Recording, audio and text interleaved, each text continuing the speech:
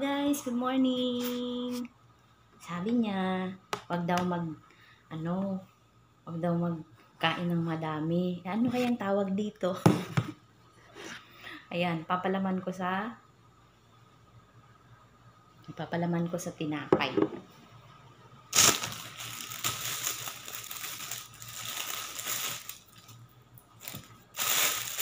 Sabi niya, wag daw magkakain ng madami kasi mainit. Tapos ngayon, ang daming pagkain.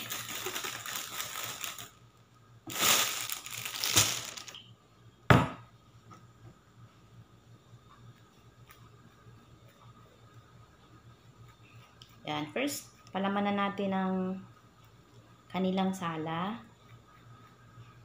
Yan, yung kanilang sala, guys. Tapos, lagyan natin ng pipino. Minash na niya itong pipino. Minash na niya sa asin. Tapos, konting asukal.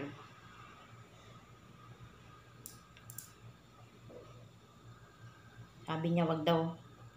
Kahapon, ang dami daw ng ginawa kong almusal. Samantalang ganun lang yung ginagawa ko everyday.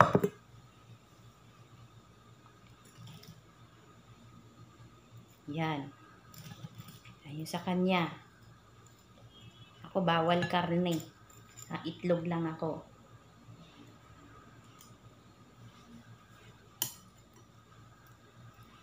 Yan sa kanya, guys. Loaded.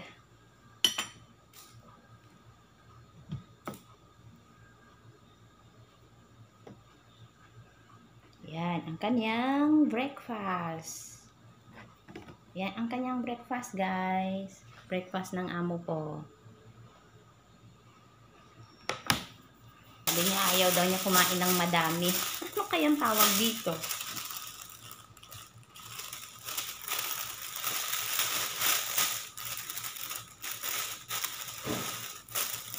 Nalaglag na yung isa. Yan babaunin niya sa trabaho. Diba ang bait-bait ko? Pinagre-ready ko siya ng pagkain niya.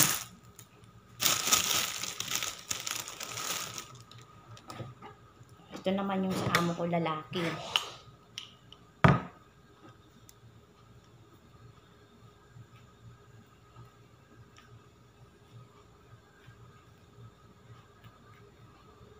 Yan, palamanan natin ang sala. Tapos pipino.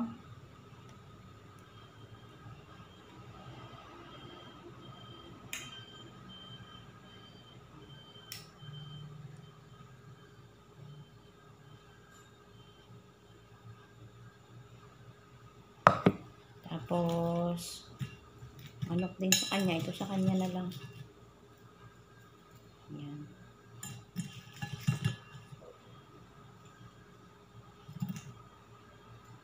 O, diba? Yan ang kanilang almusal. Tapos magrereklamo yung babae, madami daw akong ginagawa. Eh, siya nagpagawa nito. Buangan ng babae, oy. Buangan ng babae ba? Yan. Lang almusal. Heavy breakfast nila. Ang kanilang heavy breakfast.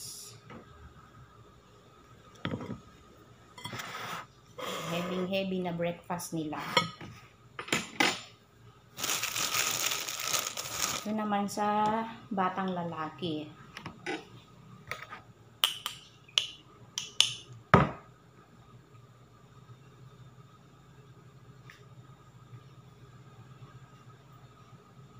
Okay lang, guys. Wala akong pakiayun yung CCTV. Oh. Ayun. Wala siya dyan. Bakit? Wala naman akong ginagawang masama, di ba?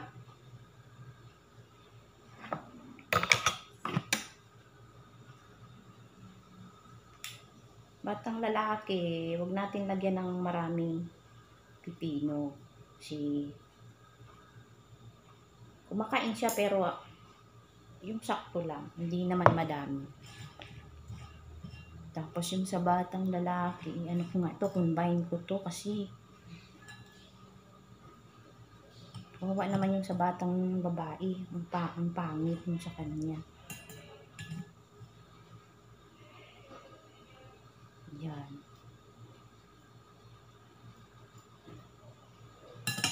Yan kay Nene na lang itong isa. Yan ba? Ito. Yan. Kainin niya lang naman yan. Ay, itlog pa. Itlog pa pala. Itlog pa pala. Ito na rin malaki. Ayan.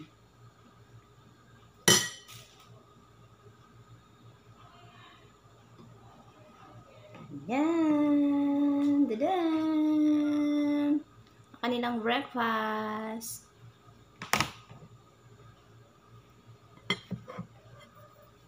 Tapos, sa batang babae, isa lang kasi hindi siya kumakain ng madami sa umaga. Tapos, ayaw niya ng mga gilid-gilid, matigas daw. O, diba? Bait-bait ko. Tapos, ganyan sila sa akin. Ay, ewan lang. Bahala sila sa buhay nila. Basta ako, I enjoy my work. I don't care if they don't like me. Yeah, right. That's right. That's life. So, tuloy lang natin guys ang buhay natin kahit na inaayawan tayo ng mga tao. Masakit. Masakit yon para sa atin. Kasi we will do our best tapos wala rin naman pala. Diba? Para ang sakit. Masakit talaga yon para sa atin. We will do our best tapos it's not enough for there. Ganun talaga guys ang buhay. Hanggat nabubuhay tayo sa mundo, laban lang tayo, huwag tayong susuko. Even though they don't like us, basta we love ourselves. We love ourselves. Yan. And also, most of all, love tayo ni God. Yan. Love tayo ni Lord. Hindi niya tayo pababayaan kahit na anumang pagsubok yung dumadaan sa buhay natin. Kasi hindi naman dadaan yung pagsubok sa buhay natin kung hindi naman inaalaw ni God, di ba?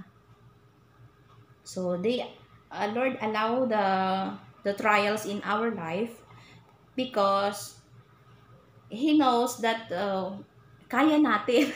Ang hirap pag-English. Ito, yung sa batang babae. Ayan. Ayan sa kanya.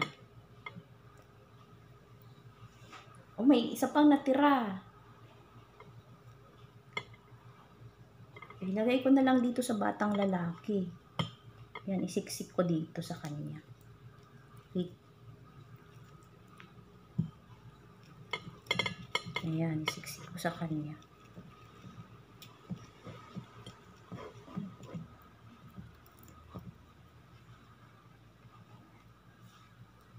Ayan. O, diba? Sa akin, itlog lang guys sa akin. Sa gabi na lang ako mag-fasting. Sana hindi sila kumain dito mamayang gabi.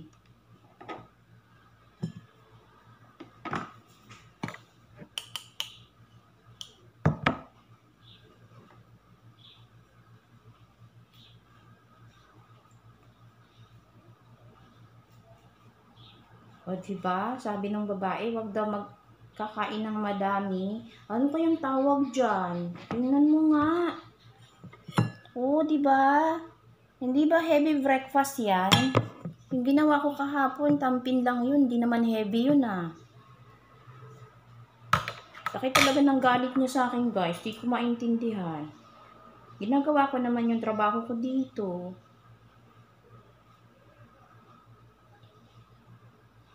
I don't know what happened to her. I don't know what happened to her. English kasi. Oy, ano mag-English? Oy, yan. Ginoo. Yan. Sa akin guys, itlog lang. Oh, yan. Itlog lang sa akin. Tapos, lagyan natin din ng isang